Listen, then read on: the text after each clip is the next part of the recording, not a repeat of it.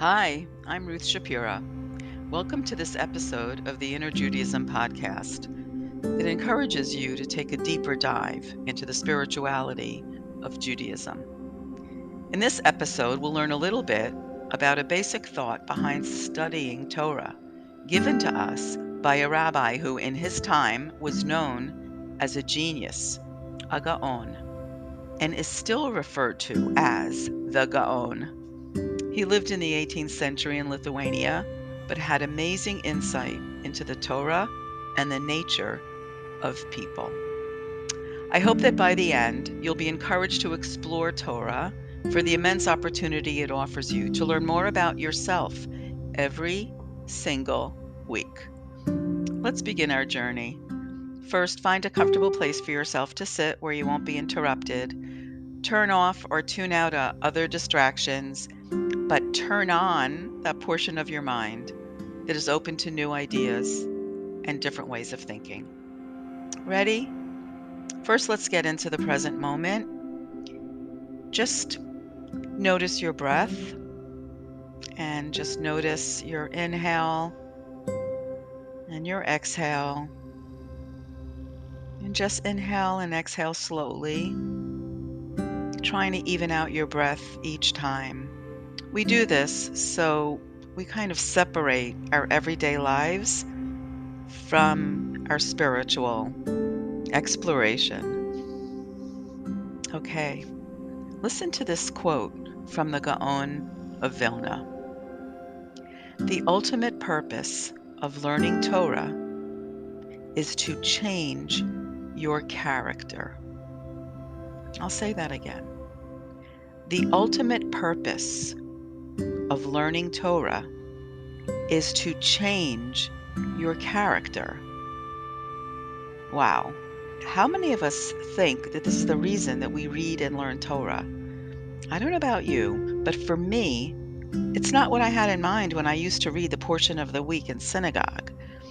It was more about learning our story and history as a people. And frankly, much didn't seem to relate to my contemporary life. Sacrifices, priests, archaic practices? Not so much. So at that time, back then, the Gaon's recommendation would not have resonated with me at all. I would not have understood it. How can reading an ancient text possibly change me as a person? But more recently, I understand the immense wisdom the Gaon was referring to. Studying Torah has changed me in immeasurable ways, along with my study of Musar. So let's unpack this a little bit. A big clue to a different way of thinking is in our use of the word ancient. Well, the Torah is considered a Torah of truth because it contains an eternal wisdom. In other words, the Torah is not ancient at all, but it is relevant for all times and places.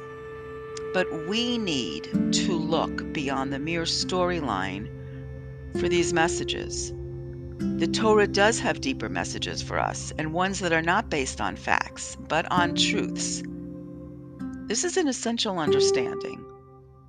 Because our rational minds dominate our thinking, we begin questioning the Torah's facts, as in, really? The world was just created in 6 days? Really? Noah built an ark that was enormous enough to contain all the animals and his family? Come on, really? Answers to these questions will not change your character, nor are they even relevant. Maimonides, Rambam, says Torah speaks in the language of man and is allegorical, figurative, and not to be taken literally. Okay, so what then? Well, for example, just take the Noah question. Don't focus on the fact, like, really, he built an ark, how big was it, where did he get the supplies, where did he get the material? Don't focus on those facts, but on the deeper meaning the Torah is offering you? What was it like to be the one person going against the flow? In what situations have you been able to do that? How public do you make your beliefs? And if so, could you sustain it for a long time? Let's say the time it would take to build an ark. Would you be able to stand up to ridicule for doing something that was inspired by a higher source? And how would you convince family members to go along with you? These are the kinds of questions that when you begin thinking about them and answering them, gives you insight into who you are. And that, over time, can change you. Back to Noah. In Musar language, how do you balance the traits of Kavod Hashem, honoring God, with honoring those around you? How can you retain a sense of anava, which is really translated as humility, but even that's not a perfect translation. So how can you retain a sense of anava when knowing that you, and only you, received a divine message? How can you know you're not crazy? When do you know to listen to your inner voice? These are just some of the ways that Torah can prompt your ability to reflect on your own life. The Torah can inspire us to think in these ways every single week. Every single week, we have an opportunity to delve into the deeper meaning that the Torah is offering us. And by mining our tradition for weekly guidance on moral, ethical, and spiritual ways of living our life, we will be grounded in a deeper reality that is unchangeable.